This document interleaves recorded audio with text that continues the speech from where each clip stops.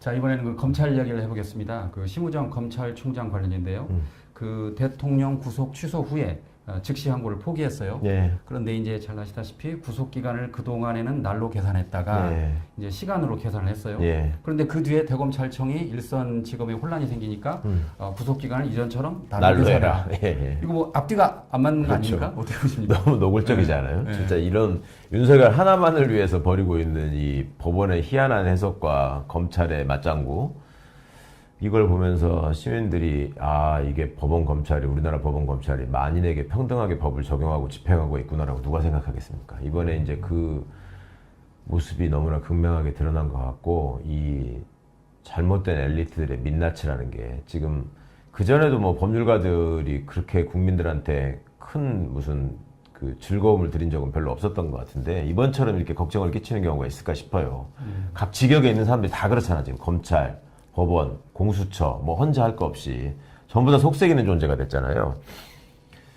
그런데 그럼에도 불구하고 검찰이 이렇게 무리한 행동을 계속 반복하고 있었던 이유가 뭘까? 그거는 아무리 생각해봐도 그 심우정 개인의 어떤 그 범죄 행위를 덮기 위한 것, 그 다음에 검찰 조직이 또 본격적으로 수사를 받을 수밖에 없는 상황, 이거를 최대한 모면하고 지연시키려는 수작 아니었을까 싶습니다. 이제 마지못해서 김성훈 등에 대한 그 영장을 청구를 했죠. 예, 어저께. 예.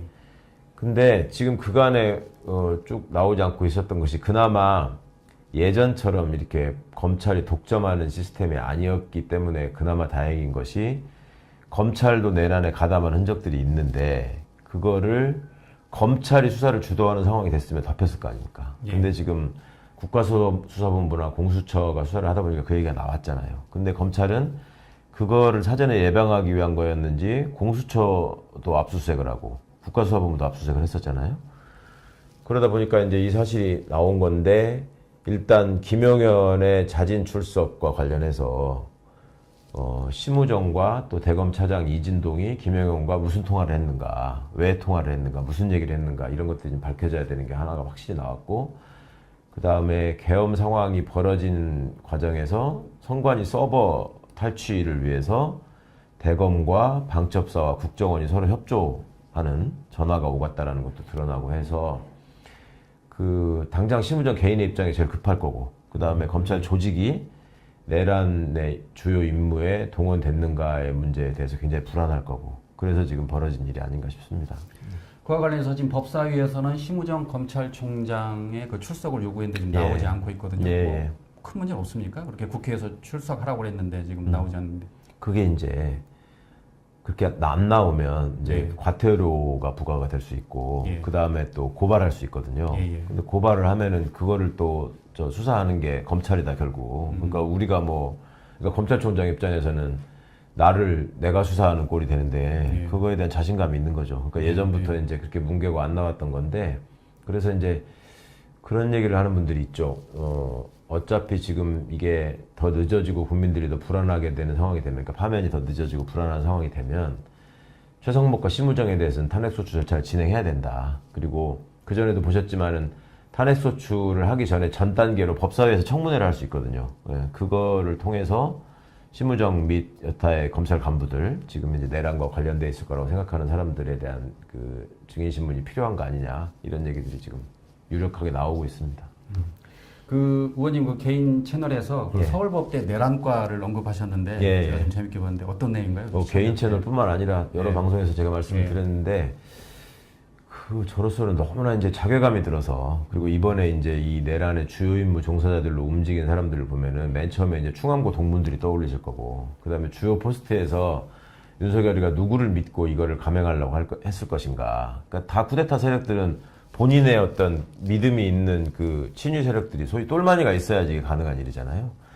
그때 윤석열이 택한 그 간부들의 면면을 보면 다 서울대 법대를 나왔거나, 그 다음에 군인들은 다 육사 출신이고, 또 경찰들은 경찰대 출신이고, 이런 사람들이 모여서 지금 국민들을 이렇게 경악하게 하는, 나라를 망가뜨리는 짓들을 했는데, 이게 도대체 학교 다닐 때 뭘 배웠길래 이런 짓을 하느냐. 기본적으로 법대에서 배우는 거는 세상의 정의를 어떻게 실현하고 억울한 사람이 없게 만드는 과정에서 법이 어떤 역할을 해야 되는지 이런 거에 집중했다면 저런 짓을 안 했을 텐데 저거는 서울법대 내란과에서 공부하지 않은 이상 저런 일을 할 수가 없는 건데 저질렀다라는 뜻에서 제가 드린 말씀이고, 또 육사 쿠데타과도 말씀을 드렸죠. 육사라는 게 나라를 지키고 국헌을 수호하는 것이지 그 정권을 가진 자에게, 권력자에게 충성해가지고 국민들 앞에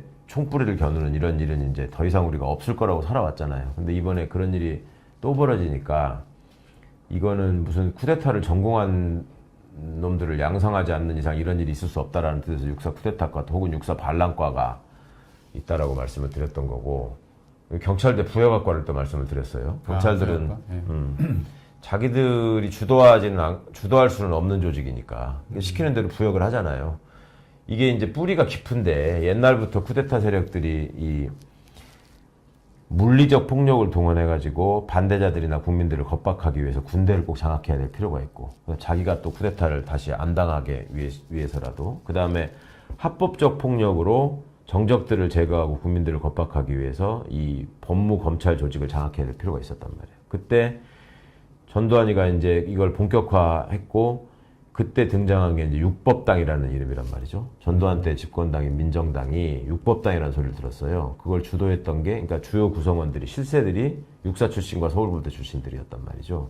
뭐 이게 지금 한 40년이 흘러가지고 다시 쿠데타가 벌어졌는데, 육사하고 서울법대 나온 자들의 위치만 바뀌었지. 그러니까 옛날에는 육사가 주도를 하고 서울법대가 이제 따까리 일을 했다면, 지금은 서울법대가 주도하고 육사가 이제 실행을 하는 이런 일로 이 위아래 위치만 바뀌었지, 등장하는 지금 세력들의 면면은 거의 비슷하기 때문에, 그런 점에서 우리 사회가 이 일을 이제 정리하는 과정에서 교육 시스템, 그 다음에 소위 말하는 엘리트 양성 시스템에 대해서 다시 한번 진짜 심각하게 고민을 해야 된다. 특히 서울법대 출신들이 사회적으로 받는 그 무형의 혜택이라는 거는 엄청나잖아요. 그냥 그 학교를 졸업했다는 것만으로 많은 거를 그냥 다 인정받거나 용서받고 가는 경우가 많으니까. 또 육사나 경찰대 같은 경우에는 학비만 면제받는 게 아니라 먹여주고 재워주고 용돈까지 준단 말이에요. 국민 세금으로. 근데 그런 자들이 이런 상황에서 벌이는 일이라고 하는 거는 내란을 일으켜가지고 민주 헌정 질서를 무너뜨리는 일에 지금 앞장서서 주요 임무를 했다. 이게 얼마나 끔찍한 일입니까? 이걸 고쳐내지고 그 근본을 바꿔내지 않으면 앞으로 이런 일이 또 생기지 않는다는 보장을 할 수가 없잖아요. 그런 측면에서 드린 말씀이었습니다. 그러니까 정리를 하면 옛날에는 육사와 법대인 육법당이 최근에는 결국 법육당이 된 셈이네요. 그러니까 다른 법대 나오신 분들이 억울할 수 있으니까 서울법대. 꼭 서울대 내란과라고 하시는 분들이 있더라고. 서울법대 내란과. 서울법대 내란과. 의원님도 서울법대.